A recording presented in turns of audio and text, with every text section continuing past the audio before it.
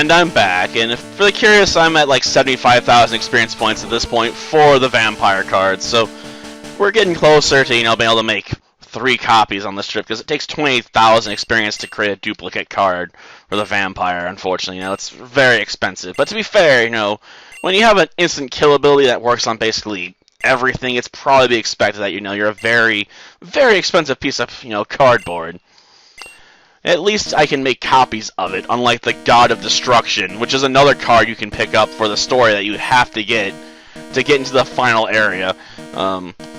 So yeah, I can't make copies of the God of Destruction. The game's just like, no, you cannot have multiple copies of a God card. That'd be too crazy. So I only get the one. And yeah, we're gonna start off with Hercule. We'll just go with the headbutt. After all, this is before abilities, so it's not like Gyarados can really mess me up. I can use Hercule to set up on this thing. I'll probably get swept away by the wave, but I'm okay with that. Oh no, decided to flail. Okay, interesting. I didn't think he was gonna do that. I can hope he sends out Charizard next, but something tells me he's not gonna be that obliging to do that while the rain's on. That would be kind of foolish and go against his usual move of using his Dragonites next. Oh, he's going with Charizard. Oh, because Flamethrower beats Ice, yeah. It makes sense, but it's still probably a terrible idea. So we're going to stick to Headbutts. He'll probably melt us rather quickly regardless, but, this is definitely not the best time to be throwing around Flamethrowers. But he managed to luck out with a crit, so he managed to bypass the downside. We're going to send out Bulma then. Bulma, I need you to headbutt. I then need you to pull off a survival here. Ooh, the rain stopped, but we got the flinch, so we can come in for the kill. Because he's not going to waste his recovery items on Charizard. He's like, I gotta save it for the big guns. And that's his biggest mistake. Hopefully that 140 speed's enough, though. I'm not afraid of Dragonite, because let's face it, the obese dragon is not the fastest thing out there. And that 4x weakness to ice means Bulma's probably got this Dragonite, wrapped up already. So, yep, that's one of them down. Okay, send out another one. Yep, apparently he's just gonna send out all the dragons to die. I figured he'd go with Aerodactyl. If I had to make a pick right now, that would be my go-to option. He doesn't have the 4x weakness to ice issue that, all his Dragonites are gonna have. Like, even Dragonair would be a superior pick at the moment. Okay, here it comes. If we can hit this thing first, we'll be good. Because I can just revive if I have to, Bulma, and then kill it on my next shot. Oh no, we got in one hit. Damn. Bulma's just too OP at this point. At least for the Elite Four's perspective. Despite using a rather weak move, still just too OP. Yeah, there's no way Dragonite's gonna take that. That 4x weakness just royally screwed it, but that decision to drop Charizard when he did, that just baffles me. Like, he'd actually undermined its own power and usefulness in the battle by using Rain Dance and going into Charizard as his next pick. Especially when he's going to be using fire moves. Just, AI doesn't think very well. But at least the Elite Four is taken care of. It was a rather clean sweep. I only used a couple Hyper Potions between battles to heal off damage.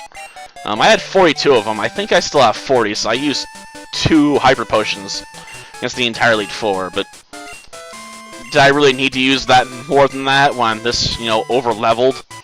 Like, all my Pokemon had, like, 10 levels on most Elite Four's Pokemon. And the more extreme end, it was, like, what, 25 levels? Like, even my strongest Pokemon only was still, had 15 to 17 levels at least on Lance's Pokemon. Yeah, 17 levels, because we got a couple level ups along the way when we got to the final Dragonite. And yeah, Delibird was hiding up there above my head. Hang out with Jigglypuff, who the Hedgehog Devil really wants us to get back to. But, I figure I've had enough of Pokemon Gold for the month for the most part. I might come back to that, because I know it's a run I can actually work on at the moment. I have to double check where I'm at in the Gen 3 runs.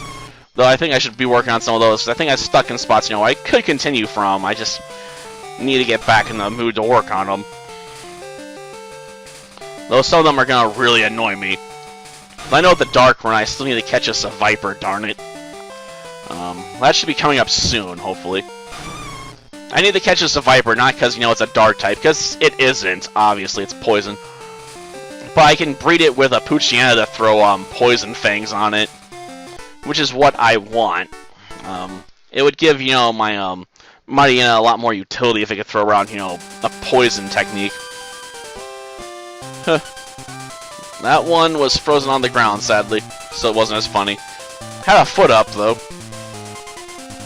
Come on, game. Yeah, there we go. We got pushed and literally lifted off the ground into the air. Though you can't see that because I'm not recording any footage of this right now. For that rare, sort of, glitch out for this.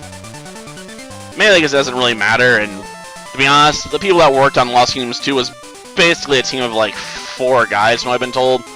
When it came from the program perspective, so there wasn't, that many people working on it. So if they leave small little bugs in there, I'm okay with it. I mean, let's face it. Enemies being lifted off the ground, frozen solid, just hanging in midair as statues, is not the biggest, mistake you could put in a video game. At least all the cards, as far as I'm aware, work. Albeit, I think the US version was denied one of the cards. Unless you have a copy of the first game and they can transfer it over. But to do the transfer, you have to master the Sacred Battle Arena.